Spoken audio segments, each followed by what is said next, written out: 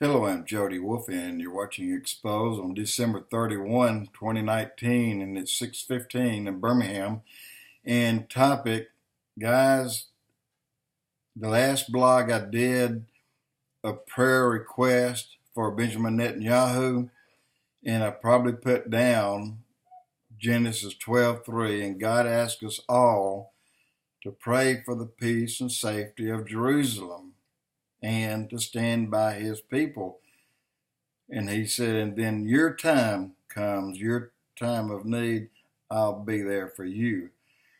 So that's a given. We need to do that always.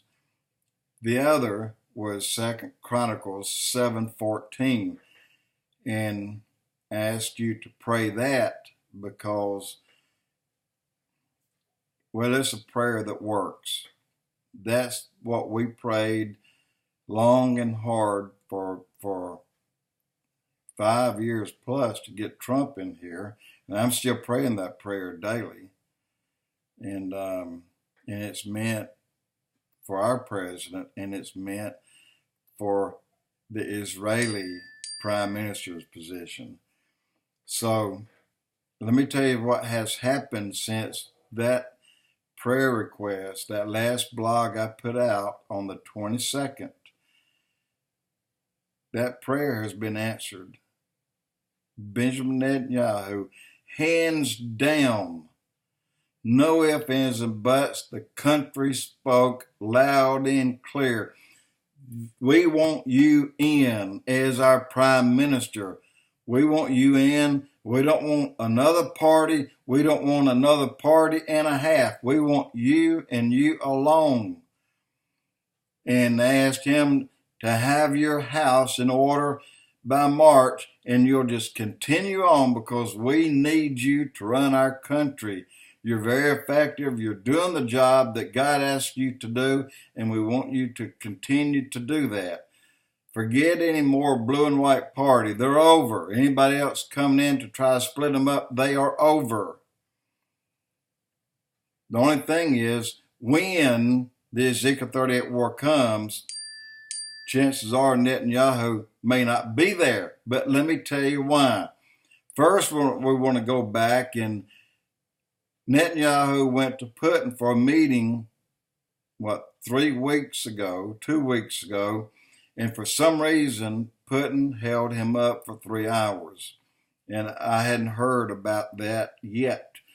But since I put the prayer request in, the blog in on the 22nd, and I'm not the only one. A lot of people did, by the way. And so many prayers went out, I believe God heard them. And I believe God answered them on the merit of those prayers and the people praying for Israel. And so Prime Minister Netanyahu is back in. There's no way that the left to get him out, the liberal left, forget them. They're not going to get him out. He's there to stay. And he is two things. He is a friend of Putin. And you all can just jump up and down all you want about that. I don't care. And he is a friend of Donald Trump. Putin made a statement to Prime Minister Netanyahu this week. I say this week, today's Monday or Tuesday, today's Tuesday, like on Thursday or Friday. This is what they met, by the way, again. And Putin said, look, Iran, and of course, other countries. He didn't bring up names.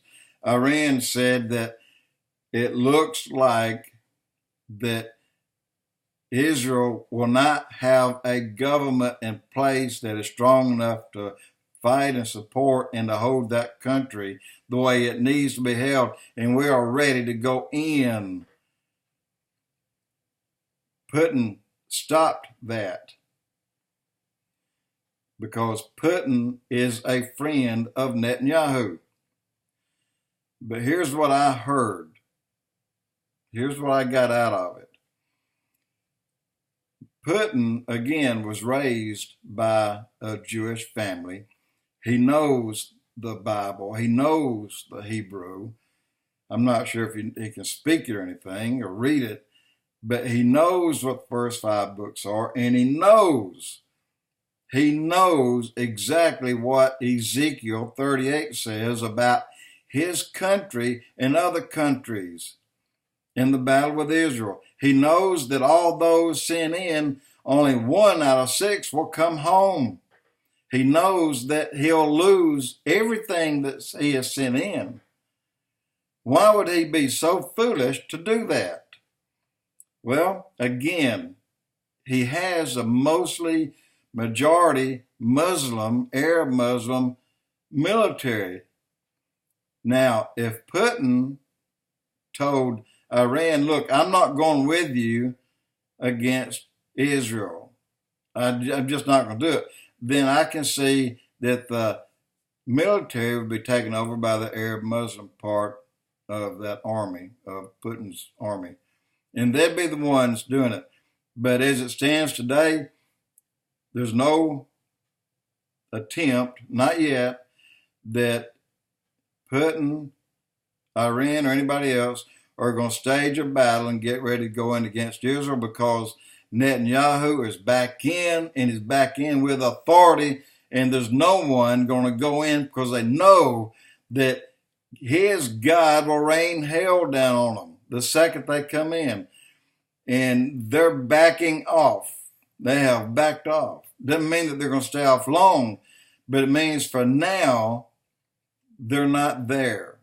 There's no worries. And that means the next event on the biblical calendar, prophetic-wise, the next event is the rapture of the church. I don't believe the church will see this battle, 38, Ezekiel 38. I don't believe that we'll see it begin. And I know we won't see it end. So that's the next event.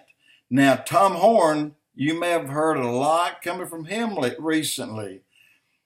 And he's got a lot of people really stirred up and riled up. And I've never seen Tom Horn go out on a limb the way he did. Now, when he went out on the limb and said the Pope would step down and gave the month that he would step down, and people came to him and said, you can't, what makes you think it's going to happen? He said, well, it's going to happen. And it did. So people came to him and said, who's your source? Well, God. So Tom Horn has had a prophetic dream or a vision, and it's called Wormwood. And I won't go any more there. But I can't see that happening before the rapture of the church either. So we may be in a window that's near enough for the things that are to be done needs to get rolling, and things that needs to get done and finished can't be done until the church is taken out of the way. I believe that's where we stand right now. So your prayers of 2 Chronicles 7:14, if my people are called by my name, shall humble themselves and pray and turn from their wicked ways, I'll forgive their sin and I will heal their land. Now, in Genesis 12:3, stand by my people. Pray for the peace and safety of Jerusalem. God asks us to do these things, and if you do, then he'll stand by you in your time of need. But for now, we have a prime minister in Israel with authority. People knows that he means business, and he's putting his crap together as we speak, and the people spoke loud and clear. He's there to stay, guys, and that's the aha moment that I can say the next event, and I can see that it's not going to be very long. Church is going to go home. I'm ready, and you should be too. But again, pat yourself on the back, all of you who prayed 2 Chronicles 7:14 and stood by Israel.